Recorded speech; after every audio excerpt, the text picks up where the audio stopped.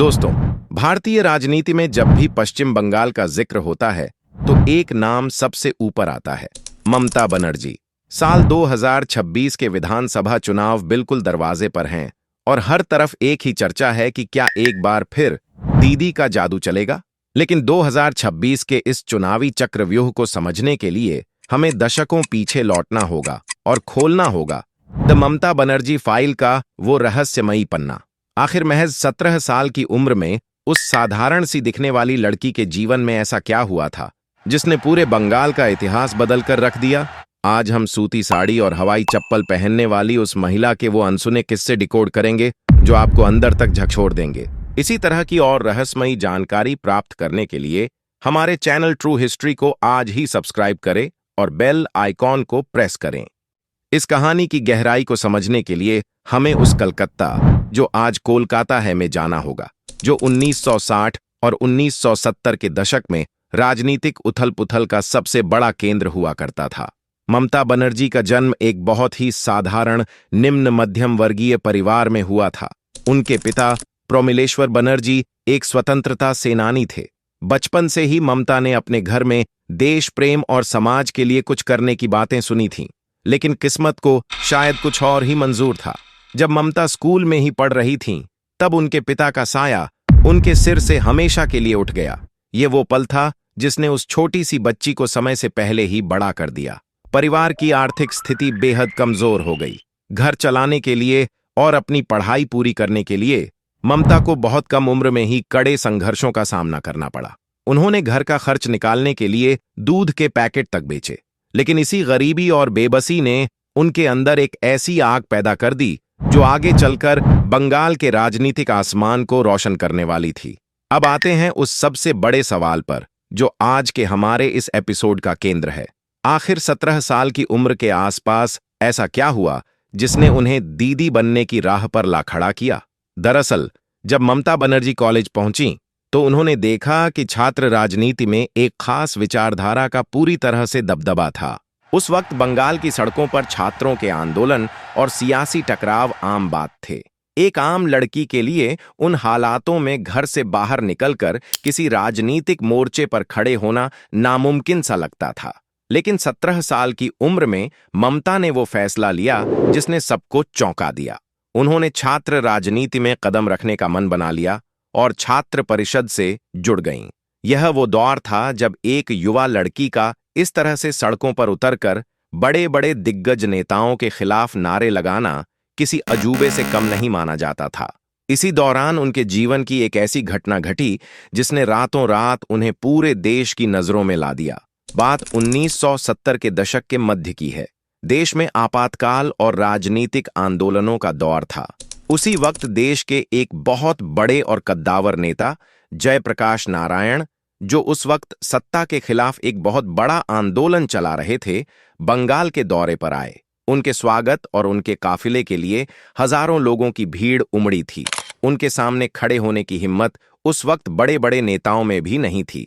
लेकिन तभी एक युवा लड़की जो महज 20 साल के आसपास की थी, लेकिन जिसकी राजनीतिक नींव 17 साल की उम्र में ही मजबूत हो चुकी थी, अचानक जेपी के काफिले के सामने आ गई। उसने किसी की परवाह नहीं की और सीधे जेपी की गाड़ी के बोनट पर चढ़कर अपना विरोध दर्ज कराया। यह कोई साधारण घटना नहीं थी। यह एक ऐलान था कि बंगाल की राजनीति में एक ऐसी निडर लड़की का उदय हो चुका है जो किसी भी बड़े नाम या किसी भी बड़ी ताकत के आगे झुकने को तैयार नहीं है। इस एक घटना ने उस वक्त के तमाम बड़े नेताओं को यह सोचने पर मजबूर कर दिया कि यह साधारण सी सूती साड़ी पहनने वाली लड़की आखिर है कौन। ममता बनर्जी की असली राजनीतिक परीक्षा 1970 और 80 के दशक में शुरू हुई। यह वो दौर था जब बंगाल में वामपंथी लेफ्ट दलों का एक ऐसा मजबूत किला बन चुका था जिसे भेदना किसी भी राष्ट्रीय पार्टी के लिए एक सपने जैसा था। लेफ्ट का संगठन इतना जबरदस्त था कि गांवों से लेकर शहरों तक हर जगह उनकी गहरी पैठ थी। उनके खिलाफ आवाज उठाना राजनीतिक रूप से अपने अस्तित्व को खत्म करने के बराबर माना जाता था। लेकिन ममता बनर्जी का जन्म ही शायद इस असंभव को संभव करने के लिए हुआ था। उन्होंने एक वातानुकूलित कमरे में बैठकर राजनीति करने के बजाय सड़कों की धूल फांकने का फैसला किया। उनका संघर्ष कोई 1 या 2 दिन का नहीं था, यह दशकों तक चला। वामपंथी शासन के खिलाफ उन्होंने कई बड़े और ऐतिहासिक आंदोलन किए। इस दौरान उन पर कई बार कड़े प्रहार हुए। राजनीति के इस कठोर मैदान में उन्हें कई बार गंभीर चोटें आईं। उन्हें हफ्तों तक अस्पताल के बिस्तर पर रहना पड़ा, लेकिन उनकी हिम्मत कभी नहीं टूटी। जब भी लोगों को लगता था कि अब ममता का राजनीतिक सफर खत्म हो गया है, वो पहले से कहीं ज्यादा मजबूत होकर वापस लौटती थीं। उनकी सबसे बड़ी ताकत उनकी सादगी और आम लोगों से जुड़ाव था। एक तरफ बड़े बड़े नेता महंगी गाड़ियों और सूट बूट में नजर आते थे, वहीं ममता बनर्जी हमेशा अपनी उसी सफेद सूती साड़ी और रबर की हवाई चप्पल में पैदल ही मीलों का सफर तय करती थीं। बंगाल की आम जनता को उनमें कोई नेता नहीं, बल्कि अपनी घर की एक सदस्य नजर आने लगी, और यहीं से उन्हें वो नाम मिला जो आज भी बंगाल के कण-कण में गूंजता है, दीदी यानी बड़ी बहन। ममता बनर्जी की इस जमीनी मेहनत का पहला सबसे बड़ा नतीजा 1984 के लोकसभा चुनाव में देखने को मिला। उस वक्त बंगाल की जादवपुर लोकसभा सीट को वामपंथियों का सबसे अजेय किला माना जाता था। वहां से लेफ्ट के सबसे कद्दावर और दिग्गज नेता सोमनाथ चटर्जी चुनाव लड़ रहे थे। सोमनाथ चटर्जी को हराना उस वक्त के राजनीतिक पंडितों की कल्पना से भी बाहर था, लेकिन कांग्रेस पार्टी ने एक बहुत बड़ा दांव खेला और इस युवा तेज तर्रार नेता ममता बनर्जी को उस मुश्किल सीट से टिकट दे दिया। चुनाव प्रचार के दौरान किसी ने भी ममता को गंभीरता से नहीं लिया, लेकिन जब नतीजे आए तो पूरे देश की राजनीति में एक भूचाल आ गया। उस युवा ममता बनर्जी ने दिग्गज सोमनाथ चटर्जी को चुनाव में हरा दिया था। रातों रात भारतीय राजनीति में उन्हें जायंट किलर का नाम दे दिया गया।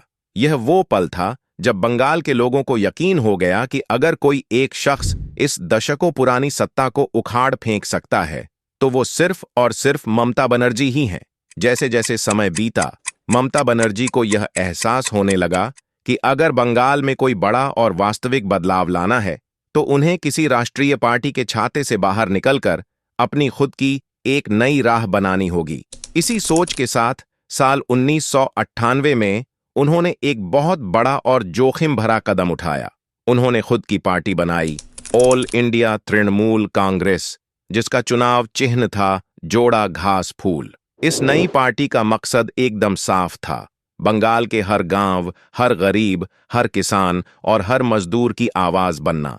तृणमूल कांग्रेस के गठन के बाद ममता का संघर्ष और भी कड़ा हो गया। उनके जीवन का और बंगाल की राजनीति का सबसे बड़ा टर्निंग पॉइंट आया 2006 से 2007 के आसपास, जब सिंगूर और नंदीग्राम के आंदोलन हुए। औद्योगिकीकरण के नाम पर किसानों की जमीन लिए जाने के खिलाफ ममता बनर्जी ने एक ऐसा अभूतपूर्व आंदोलन छेड़ा जिसने पूरे देश का ध्यान अपनी ओर खींच लिया। उन्होंने किसानों के हकों की रक्षा के लिए 26 दिनों तक एक बहुत लंबा और कठिन अनशन किया। नंदीग्राम में जब हालात बिगड़े और आम लोगों को भारी नुकसान उठाना पड़ा, तब ममता बनर्जी वहां सबसे पहले पहुंचने वालों में से एक थीं। उन्होंने उस दर्द को, उन किसानों की तकलीफों को अपना बना लिया। सिंगूर और नंदीग्राम के इन जमीनी आंदोलनों ने बंगाल की जनता के दिलों में यह बात पूरी तरह से बैठा दी कि दीदी अपने लोगों के लिए किसी भी हद तक जा सकती हैं। ममता बनर्जी के दशकों के संघर्ष, उनकी चोटों, उनके अनशनों और सड़कों पर बिताए उनके सालों का अंतिम परिणाम 2011 में सामने आया। 2011 के पश्चिम बंगाल विधानसभा चुनाव महज एक चुनाव नहीं थे, वो एक जनक्रांति का रूप ले चुके थे। बंगाल के चप्पे चप्पे में मां माटी मानुष, मां मिट्टी और इंसान का नारा गूंज रहा था। ये वो नारा था जिसने हर बंगाली के दिल को छू लिया था। और फिर वो ऐतिहासिक दिन आया जब चुनाव के नतीजे घोषित हुए। ममता बनर्जी ने वो कर दिखाया था जिसे पूरी दुनिया नामुमकिन मानती थी। उन्होंने दुनिया की सबसे लंबे समय तक लोकतांत्रिक तरीके से चुनी गई वामपंथी सरकार को सत्ता से बाहर कर दिया था। 34 साल के एक छित्र राज्य का अंत हो गया था। यह सिर्फ एक राजनीतिक जीत नहीं थी, बल्कि एक 17 साल की लड़की के उस सपने की जीत थी जिसने कभी कलकत्ता की सड़कों पर अकेले अन्याय के खिलाफ आवाज उठाई थी। अब हम लौटते हैं आज के दौर में और उस सबसे बड़े सवाल पर कि 2026 के विधानसभा चुनाव द ममता बनर्जी फाइल का सबसे अहम पन्ना क्यों है। 2011 से लेकर अब तक बंगाल में गंगा और हुगली नदियों में बहुत सा पानी बह चुका है। 2016 और 2021 के चुनावों में भी ममता बनर्जी ने अपनी सत्ता को बेहद मजबूती से बरकरार रखा है। 2021 के चुनाव में जब देश की सबसे बड़ी और ताकतवर राष्ट्रीय पार्टी ने बंगाल जीतने के लिए अपनी पूरी राजनीतिक मशीनरी झोंक दी थी, तब भी व्हील चेयर पर बैठकर चुनाव प्रचार करने वाली ममता बनर्जी ने साबित कर दिया था कि बंगाल में उन्हें हराना लोहे के चने चबाने के बराबर है। लेकिन 2026 का राजनीतिक परिदृश्य 2021 से काफी अलग और कहीं ज्यादा जटिल है। इस बार दीदी के सामने जो चुनौतियां हैं वो सिर्फ बाहर से नहीं बल्कि अंदर से भी हैं। 15 साल से सत्ता में रहने के कारण जो एंटी इनकम्बेंसी सत्ता विरोधी लहर पैदा होती है वो किसी भी सरकार के लिए एक बड़ा खतरा होती है। इसके अलावा राज्य के युवाओं की आकांक्षाएं, रोजगार के नए सवाल और विपक्ष की लगातार बढ़ती हुई आक्रामकता 2026 के इस कुरुक्षेत्र को अब तक का सबसे कड़ा मुकाबला बना रही है। भारतीय जनता पार्टी पिछले कई सालों से बंगाल में खुद को एक मजबूत विकल्प के तौर पर स्थापित कर चुकी है और इस बार वो कोई कसर नहीं छोड़ना चाहती। वहीं दूसरी तरफ वामपंथी दल और कांग्रेस भी अपना खोया हुआ जनाधार वापस पाने के लिए लगातार जमीन पर संघर्ष कर रहे हैं। इन सब के बीच सबसे दिलचस्प बात यह देखना है कि क्या उस महिला के अंदर वो 17 साल की विद्रोही लड़की आज भी जिंदा है। क्या सादगी, सूती साड़ी और चप्पल वाला वो अजेय दीदी कार्ड बंगाल की नई पीढ़ी को 2026 में भी उसी तरह से अपने साथ जोड़ पाएगा जैसे उसने 2011 में जोड़ा था।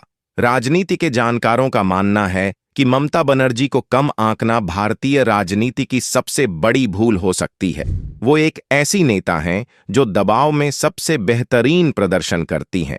जब भी उन्हें किसी कोने में धकेलने की कोशिश की जाती है वो एक शेरनी की तरह पलटवार करती हैं। उनका जमीनी नेटवर्क और महिलाओं के लिए चलाई गई उनकी विशेष योजनाएं आज भी उनका सबसे बड़ा ब्रह्मास्त्र हैं। 2026 का चुनाव महज सत्ता बचाने की लड़ाई नहीं है। यह ममता बनर्जी की राजनीतिक विरासत, उनके दशकों के त्याग और द ममता बनर्जी फाइल का वो क्लाइमेक्स है जिस पर पूरे देश की नजरें टिकी हुई हैं। क्या वो एक बार फिर इतिहास रचेंगी या फिर बंगाल की राजनीति कोई नया मोड़ लेगी, यह तो आने वाला वक्त ही बताएगा। लेकिन एक बात तय है, ममता बनर्जी का नाम भारतीय लोकतंत्र के इतिहास में हमेशा एक ऐसी स्ट्रीट फाइटर के रूप में दर्ज रहेगा जिसने अपनी शर्तों पर राजनीति की परिभाषा बदल दी। तो दोस्तों, यह थी द ममता बनर्जी फाइल की पूरी इनसाइड स्टोरी। याद रखिए, लोकतंत्र राजनेताओं से नहीं बल्कि हम जैसे जागरूक नागरिकों से मजबूत होता है। इसलिए बिना सोचे समझे किसी भ्रामक दावे का शिकार न बने। हमेशा अपनी सूझबूझ से काम लें क्योंकि आपका एक सही फैसला ही देश का भविष्य तय करता है। अगर आपको हमारी यह इन्वेस्टिगेटिव रिपोर्ट पसंद आई हो तो वीडियो को अभी लाइक और शेयर जरूर करें।